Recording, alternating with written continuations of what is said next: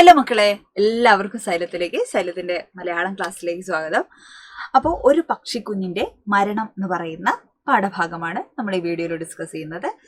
നിങ്ങൾ കുറേ ആളുകൾ പറഞ്ഞിട്ടുള്ള ഒരു പാഠഭാഗമാണ് ഈ ഒരു പാഠം എന്ന് പറയുന്നത് അല്ലേ.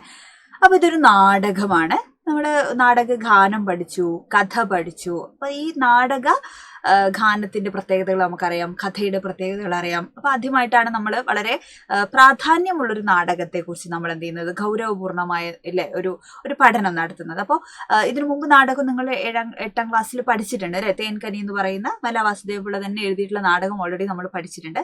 അപ്പോൾ അത് കുട്ടികൾക്ക് വേണ്ടി എഴുതപ്പെട്ട നാടകമായിരുന്നു. അതിൽ നിന്നൊക്കെ ഒരുപാട് വ്യത്യാസമുള്ളൊരു നാടകമാണ് ഒരു പക്ഷിക്കുഞ്ഞിന്റെ മരണം എന്ന് പറയുന്ന നാടകം. ഈ ഒരു നാടകം വായിക്കുമ്പോൾ കുറച്ച് നമുക്ക് ബുദ്ധിമുട്ടൊക്കെ തോന്നും അല്ലെ. ആദ്യമായിട്ടാണ് നമ്മളൊരു നാടകം അങ്ങനെ പഠിക്കുന്നത്. അപ്പൊ അതിന്റെ ഒരു ബുദ്ധിമുട്ട് നമുക്ക് ഉണ്ടാവും. അതുകൊണ്ട് തന്നെ ഒന്നിലേറെ തവണ നമ്മൾ നാടകം വായിക്കണം അല്ലെ.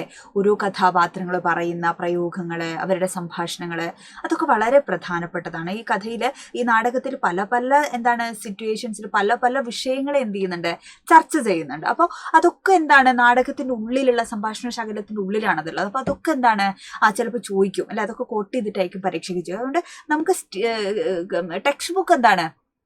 ടെക്സ്റ്റ് ബുക്ക് നമുക്ക് വളരെ നമുക്ക് പരിചയമുള്ള ഒന്നായിരിക്കണം. ഓക്കെ, അപ്പോൾ പരിചയപ്പെടുക എങ്ങനെയാണ്? ഹലോ ടെക്സ്റ്റ് ബുക്ക് അങ്ങനെയാണോ? അല്ല, നമ്മൾ എന്ത് ചെയ്യണം, ടെക്സ്റ്റ് ബുക്ക് വളരെ ക്ലിയർ ആയിട്ട് നമ്മൾ വായിക്കുക അല്ല. ഇതെവിടെയാണ്, ഏത് ഭാഗമാണ്, ആരോട്, അത് നമുക്ക് കൃത്യമായ രീതിയിൽ നമുക്ക് അറിവുണ്ടായിരിക്കണം. അപ്പോൾ നിങ്ങൾ ഈ ഒരു പാഠഭാഗം എത്ര തവണ വായിക്കുമ്പോഴാണ് നിങ്ങൾക്ക് മനസ്സിലാവുന്നത്, അത്രയും തവണ എന്ത് ചെയ്യണം, വായിക്കേണ്ട ഒരു പാഠഭാഗമാണ്. റിപ്പീറ്റ് ചെയ്ത് പറയാണ്, നന്നായി വായിക്കേണ്ട ഒരു പാഠഭാഗമാണ്, നാടകമാണ് ഏത്, ഒരു പക്ഷിക്കുഞ്ഞിന്റെ മരണം എന്ന് പറയുന്ന നാടകം.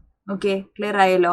അപ്പോൾ ഏറ്റവും ബേസിക് ആയിട്ടുള്ള കാര്യമാണ്, ഏറ്റവും സിമ്പിളായിട്ട് ഈ ആദ്യത്തെ വീഡിയോ ആയതുകൊണ്ട് ഈ ഒരു വീഡിയോയിൽ, അതായത് ഈ പാഠത്തെക്കുറിച്ചുള്ള ആദ്യത്തെ വീഡിയോ ആണ്, ഏറ്റവും സിമ്പിളായ രീതിയിൽ നിങ്ങൾക്ക് മനസ്സിലാക്കാൻ പറ്റുന്ന രീതിയിൽ കുറച്ച് കാര്യങ്ങൾ കേട്ടോ, കുറച്ച് ബേസിക് ആയിട്ടുള്ള കാര്യങ്ങളാണ് ടീച്ചർ പറയുന്നത്. എന്താണ് ഈ പാഠം എന്ന് നമ്മൾ ഇൻട്രൊഡ്യൂസ് ചെയ്യാണ്.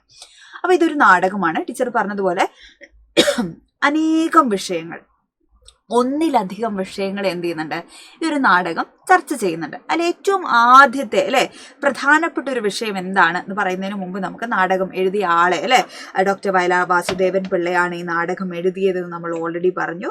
കേരളത്തിലെ വളരെ പ്രമുഖനായിട്ടുള്ള നാടകകൃത്താണ് വയലാർ വാസുദേവൻ. അദ്ദേഹം തൃശ്ശൂർ സ്കൂൾ ഓഫ് ഡ്രാമയുടെ ഡയറക്ടർ, സർവകലാശാലയുടെ കീഴിലുള്ള centre for performing and visual ആർട്സിന്റെ ഡയറക്ടർ ഒക്കെ ആയിരുന്നു. പിന്നെ പാശ്ചാത്യ നാടക സങ്കല്പങ്ങളെ മലയാളിക്ക് പരിചയപ്പെടുത്തുന്നത് അദ്ദേഹം വളരെയധികം പങ്ക് വഹിച്ചിട്ടുള്ള ഒരു നാടകകാരൻ കൂടിയാണ് അല്ലെ. അപ്പൊ ഇതൊരു തനത് നാടകമാണ് എന്ന് നമുക്ക് പറയാം. അതേപോലെ ഒരുപാട് പ്രത്യേകതകൾ, ഏകാംഗ നാടകമാണെന്ന് നമുക്ക് പറയാം. അങ്ങനെ ഒരുപാട് പ്രത്യേകതകളുള്ള ഒരു നാടകമാണ് നമ്മളുടെ അല്ലെ ഈ ഒരു നാടകം എന്ന് നമ്മൾ ഓർക്കുക. ഓക്കെ, അപ്പോൾ നമുക്ക് ഈ ഒരു നാടകത്തിൽ ഒരുപാട് വിഷയങ്ങൾ എന്ത് ചെയ്യുന്നുണ്ട്, നാടകം ചർച്ച ചെയ്യുന്നുണ്ട്. പലതരത്തിലുള്ള വിഷയങ്ങളെ ഈ ഒരു നാടകത്തിൽ ചർച്ച ചെയ്യുന്നുണ്ട്.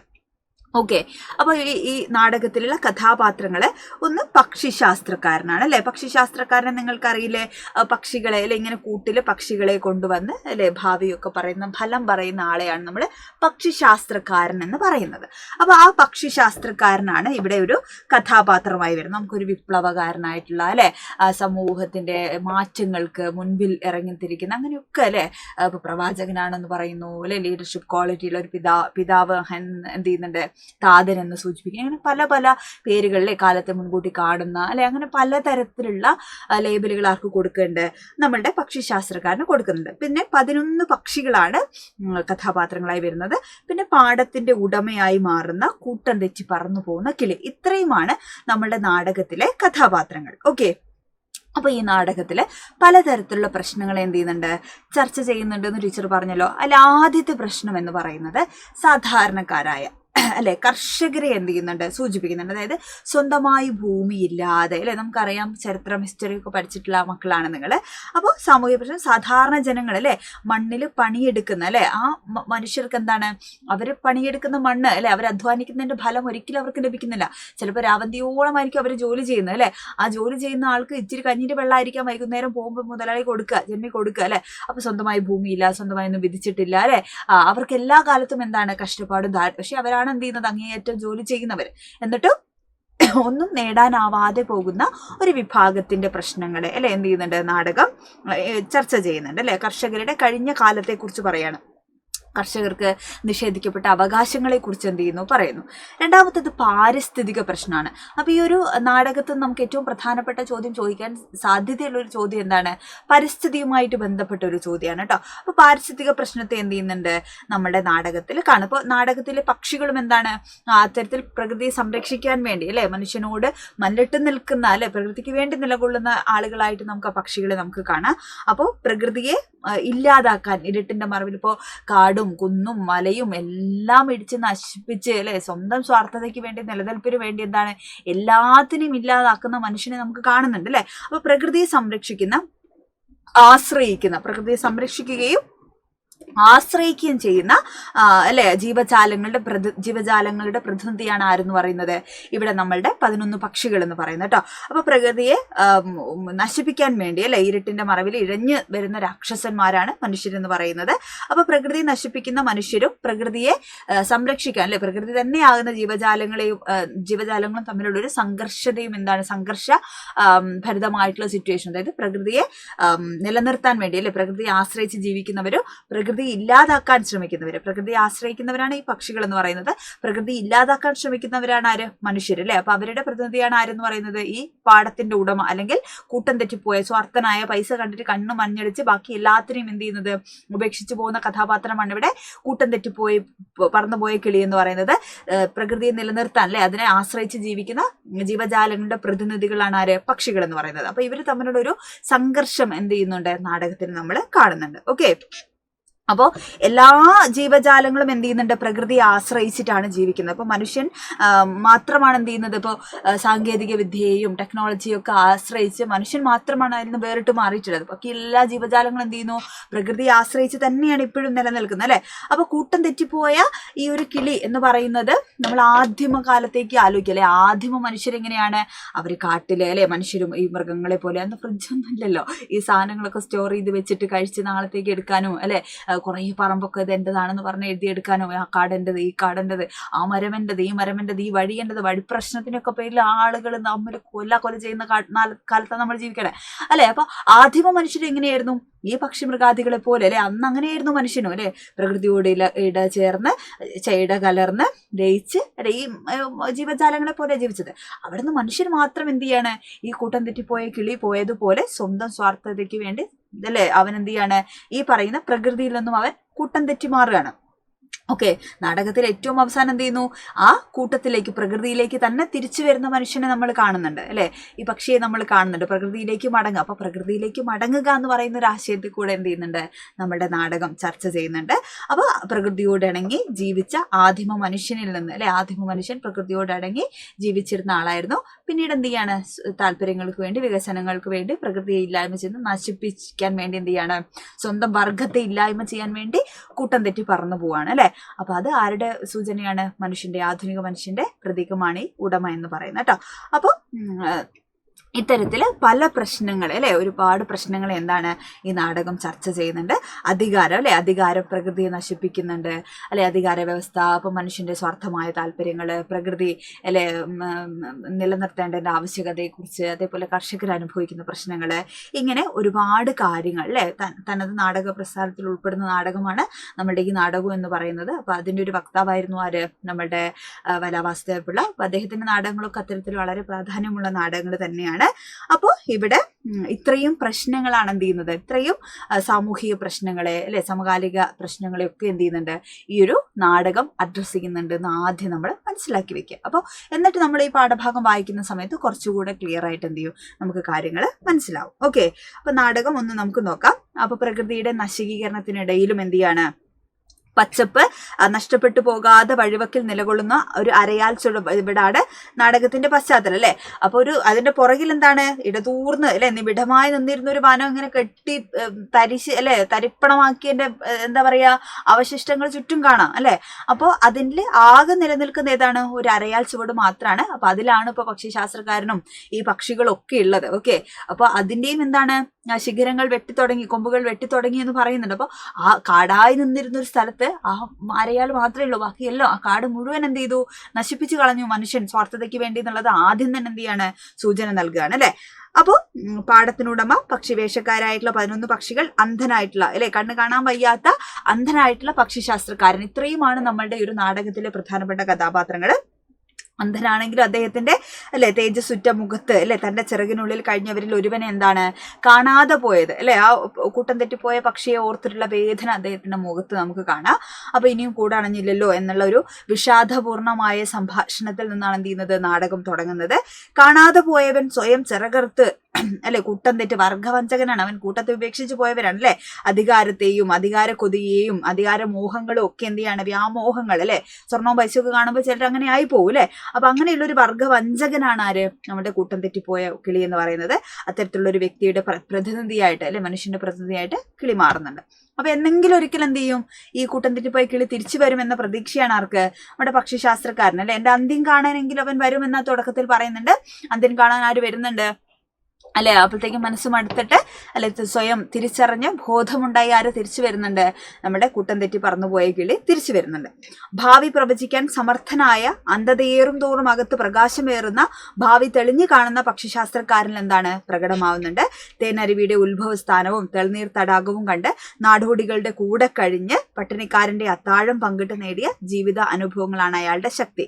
അത് വളരെ പ്രധാനപ്പെട്ട ടെക്സ്റ്റ് ബുക്കിലുള്ള ഒരു ഭാഗമാണ്. അതായത് അയാൾ സഞ്ചരിക്കുന്ന വഴി എന്ന് പറയുന്നത് എന്താണ്, അയാള് എല്ലാ സമ്പന്നരായിട്ടുള്ള ജീവിതങ്ങളല്ല അയാൾ കാണുന്നത്, ഏറ്റവും അല്ലെ ദാരിദ്ര്യമുള്ളവന്റെ പട്ടിണിക്കാരന്റെ പങ്ക് കഴിക്കുകയാണ്. അതായത് വിശപ്പ് മാറിയിട്ടില്ല അല്ലെ, അത് സംതൃപ്തിയാണ്. അതൊരു പുരാണ കഥ എന്ത് ചെയ്യുന്നു സൂചിപ്പിക്കുന്നുണ്ട്, ടീച്ചർ പറഞ്ഞുതരാം.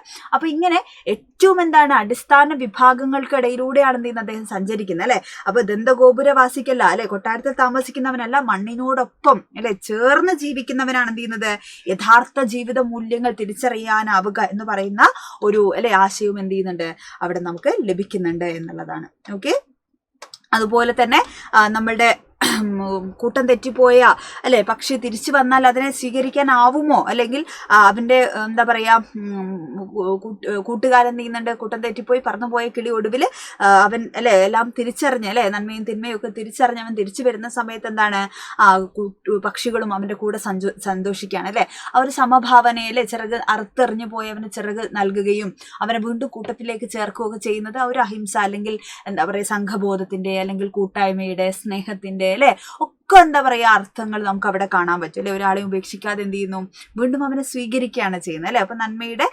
അവശേഷിപ്പുകൾ ഇന്നും ബാക്കിയുണ്ട് എന്നുള്ളൊരു പ്രതീക്ഷയോട് കൂടിയാണ് എന്ത് ചെയ്യുന്നത് നാടകം അവസാനിക്കുന്നത്. അപ്പൊ ഭൂമിയും അതിലെ വിഭവങ്ങളൊക്കെ ആർക്ക് അവകാശപ്പെട്ടതാണ് എന്ന് പറയുന്ന വളരെ പ്രധാനപ്പെട്ട ഒരു ചോദ്യം അല്ലെ നാടകം ഉന്നയിക്കുന്നത്. ഇതൊക്കെ മനുഷ്യന് വേണ്ടി മാത്രമുള്ളതാണോ അല്ലെ, നമ്മളെ വീടും പറമ്പിലുള്ള പച്ചക്കറിയും സാധനങ്ങളൊക്കെ എന്ത് ചെയ്യും നമ്മൾ കെട്ടിപ്പൂട്ടി അല്ലെ, ബാക്കിയൊക്കെ പ്ലാസ്റ്റിക് കവറിട്ടൊക്കെ നമ്മൾ വെച്ചളയും.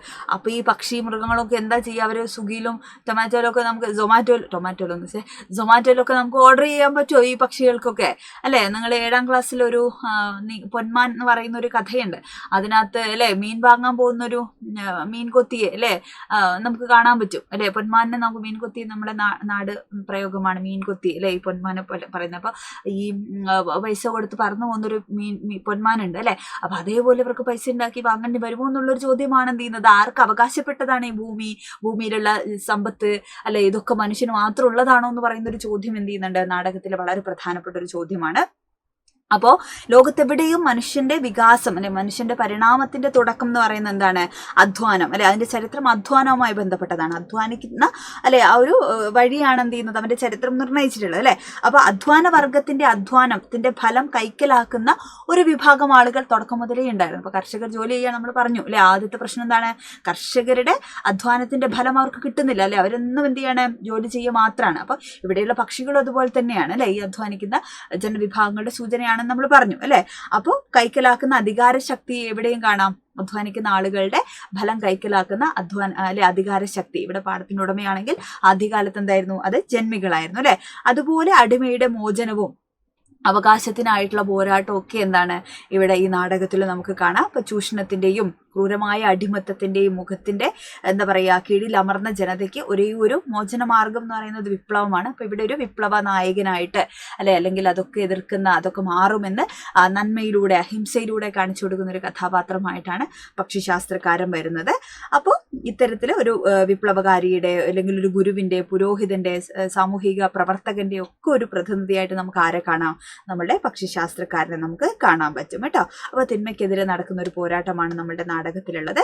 അപ്പോൾ ഒന്നിലേറെ പ്രശ്നങ്ങൾ ചർച്ച ചെയ്യപ്പെടുന്ന ഒരു നാടകമാണ് നമ്മളുടെ ഒരു പക്ഷിക്കുഞ്ഞിന്റെ മരണം എന്ന് പറയുന്ന നാടകം. അതിൽ ഏറ്റവും പ്രധാനപ്പെട്ടത് നമ്മുടെ പരിസ്ഥിതിയെ ആകെ തകിടം മറിക്കുന്ന രീതിയിലുള്ള മനുഷ്യന്റെ പ്രവർത്തനമാണ് പരിസ്ഥിതിയെ കീഴടക്കുന്ന തരത്തിലുള്ള മനുഷ്യന്റെ കടന്നുകയറ്റമാണ് പ്രകൃതിക്ക് മേലെയുള്ള വനനശീകരണം. അതിൽ ഏറ്റവും പ്രധാനപ്പെട്ട ഒരു ഘടകമായിട്ട് നമ്മൾ പഠിക്കേണ്ട ഏതാണ്? വനനശീകരണമാണ് കേട്ടോ. ഏറ്റവും പ്രധാനപ്പെട്ട ഒരു പ്രശ്നം അതാണ്. പിന്നെ എന്താണ്? പണമുണ്ടാക്കാനും മറ്റ് സ്വാർത്ഥ താല്പര്യങ്ങൾക്കൊക്കെ വേണ്ടി സ്വർഗവർഗത്തെ സ്വന്തം ആളുകളെ പോലും എന്താ പറയുക തള്ളിപ്പറയാനും അധികാരവും ശക്തിയും പിടിപാടും ഒക്കെയുള്ള മനുഷ്യൻ എന്ത് ചെയ്യാണ്? ആ വനം വെട്ടിത്തളിക്കുന്നു, കാടും പ്രകൃതിയും ഒക്കെ ഇല്ലാതാക്കുന്നത് നമ്മൾ കാണുകയാണ് ഇങ്ങനെ ഇപ്പോഴും ഈ പ്രവർത്തികളൊക്കെ എന്താണ് തുടർന്നുകൊണ്ടിരിക്കുകയാണ്. അപ്പൊ വനനശീകരണത്തിന്റെ ഭാഗമായിട്ട് പല മൃഗങ്ങൾക്കും എന്ത് ചെയ്യുന്നു? ജീവജാലങ്ങൾക്ക്, പക്ഷികൾക്കൊക്കെ അവരുടെ ഷെൽട്ടർ, അവരുടെ ഇടം, അവരുടെ വീട്, കൂട് എല്ലാം ആവാസ വ്യവസ്ഥ തന്നെ എന്താണ്? ഇല്ലാതാവുകയാണ്. അപ്പൊ അവരുടെ ഭക്ഷണം, വെള്ളം, വീട് ഇതൊക്കെ നശിപ്പിക്കപ്പെടുകയാണ് വനം നശിപ്പിക്കപ്പെടുന്ന സമയത്ത്. അപ്പോൾ അതൊരു വലിയ പ്രശ്നമാണ് വനനശീകരണം. നമ്മളുടെ ഒക്കെ ജീവിതത്തിന്റെ അടിസ്ഥാനം എന്ന് പറയുന്നത് വനം തന്നെയാണ്, യാതൊരു സംശയമില്ല. അപ്പൊ അതാണ് എന്ത് ചെയ്യുന്നത്? തകർക്കപ്പെടുന്നത് എന്നുള്ളതാണ്. അപ്പോൾ കാട്ടരുവികൾ വറ്റുന്നു, വെള്ളം തെളിനീർ തടാകത്ത് എന്താണ്? ഒരു ചെറു കൊക്കം നനക്കാൻ ജലമുണ്ടെന്നാണ് പറയുന്നത്. അപ്പോൾ കിളികളുടെ കൊക്കനക്കാൻ ജലമുണ്ട്, നനയ്ക്കാനാണ് ജലമുള്ളത് അപ്പൊ അത്ര മാത്രമേ എന്തുള്ളൂ? വെള്ളം പോലും ഉള്ളൂ അവിടെയൊക്കെ അപ്പൊ ആ ഭീകരമായിട്ടുള്ള അന്തരീക്ഷത്തെയാണ് എന്ത് ചെയ്യുന്നത്? നമ്മളുടെ ഒരു നാടകം ചർച്ച ചെയ്യുന്നത്. പിന്നെ ഭക്ഷണം സമ്പാദിക്കാനായി ഭക്ഷണം നഷ്ടപ്പെട്ടവരെന്ത് ചെയ്യുന്നത്? സംഘടിക്കുന്നു. ഭക്ഷണ കലവറകളെ ഈ പാടങ്ങളെയൊക്കെ അതായത് അവര് നിലനിൽപ്പിന് വേണ്ടി എന്ത് ചെയ്യുന്നത്? ഈ പാടത്തിന്റെ ഉടമയുടെ കതിരൊക്കെ അവർ കൊത്തി തിന്നുന്നത് ഇച്ചിരി കിളികൾ ഇത്തിരി കൊത്തി തിന്നു കഴിഞ്ഞാൽ പാടത്തിന്റെ ഉടമയ്ക്ക് വിശാലമായിട്ടുള്ള പാടമുണ്ട് അപ്പൊ അധികാര ശക്തിയാണ് എന്ത് ചെയ്യുന്നത്? ഇതൊക്കെ തന്റേതാണെന്ന് പറഞ്ഞ രീതിയിൽ പിടിച്ചടക്കി വെക്കുന്ന അധികാര ശക്തിയെ നാടകം കാണിക്കുന്നു. ഇങ്ങനെ പലതരത്തിലുള്ള സാമൂഹ്യ പ്രതിസന്ധികളെ, പാരിസ്ഥിതിക പ്രശ്നങ്ങളെ ഒക്കെ എന്ത് ചെയ്യുന്നുണ്ട്? നാടകം ചർച്ച ചെയ്യുന്നുണ്ട്. അപ്പൊ ടീച്ചർ ഈ ഒരു വീഡിയോയിൽ എന്താണ് ഈ നാടകം നാടകം എന്താണെന്ന് എന്ത് ചെയ്യാണ്? ടീച്ചർ ഒന്ന് പരിചയപ്പെടുത്തിയതാണ്. അപ്പോൾ ഇനി നമുക്ക് ലൈവുകളിലും മാരത്തോണിലും ഒക്കെ ആയിട്ട് എന്ത് ചെയ്യണം? നമുക്ക് ഈ പാഠഭാഗം ഏറ്റവും സിമ്പിളായിട്ട് ചിത്രങ്ങളൊക്കെ വെച്ച് സിമ്പിളായ രീതിയിൽ നമുക്ക് പഠിക്കണം. നമ്മൾ പഠിക്കും. ഓക്കെ. അപ്പോൾ ഏറ്റവും പ്രധാനപ്പെട്ട ചോദ്യങ്ങൾ എന്തൊക്കെയായിരിക്കും ഇതിനകത്ത് ചോദ്യങ്ങൾ വരിക? ഏറ്റവും ഇമ്പോർട്ടൻ്റ് ആയിട്ടുള്ള ഒരു പാഠാണ്. അപ്പോൾ ഇതിൽ നിന്നാണ് ഏറ്റവും കൂടുതൽ നമുക്ക് 7 മാർക്കിന്റെ ചോദ്യങ്ങളൊക്കെ വരാൻ സാധ്യതയുള്ളത്. അപ്പോൾ അത്തരം ചോദ്യങ്ങൾ ഏതൊക്കെയായിരിക്കും നോക്കിയുള്ളത് നമുക്ക് എന്ത് ചെയ്യാം? ഡിസ്കസ് ചെയ്യണം. അപ്പോൾ ലൈവുകളൊന്നും മിസ് ചെയ്യരുത്. മാക്സിമം ഫ്രണ്ട്സിന് ഈ പാഠഭാഗമൊക്കെ ഷെയർ ചെയ്ത് കൊടുക്കുക. അപ്പോൾ നിങ്ങൾക്ക് ഇനി എന്തെങ്കിലും ഡൗട്ടൊക്കെ ഉണ്ടെങ്കിൽ കമൻറ്റ് ചെയ്യണം കേട്ടോ. ലൈവിൽ എന്തൊക്കെയാണ് ടീച്ചർ ഉൾപ്പെടുത്തേണ്ടത് അതൊക്കെ മക്കളെ കമൻറ്റ് ചെയ്യണം. അപ്പോൾ അടിപൊളി അയച്ചിരിക്കുക, പഠിക്കുക കേട്ടോ. All the best.